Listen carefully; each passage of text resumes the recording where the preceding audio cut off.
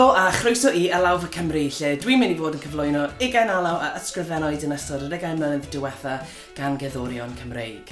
Hello and welcome to Alawfa Cymru, where I'm going to be presenting 20 tunes that have been written over the past 20 years by musicians working within the Welsh folk scene.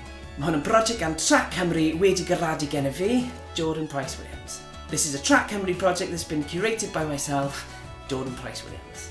Now, I mentioned in one of the other videos, the video featuring Jenkins' tune Castle Hill, that she had passed her gift for tune writing on to her daughter Angharad, and it's one of Angharad's tunes that I'm going to be playing for you today. This is a tune called Stranded on Lismore, which is an island in the Inner Hebrides, and was written after Angharad was stranded on Lismore.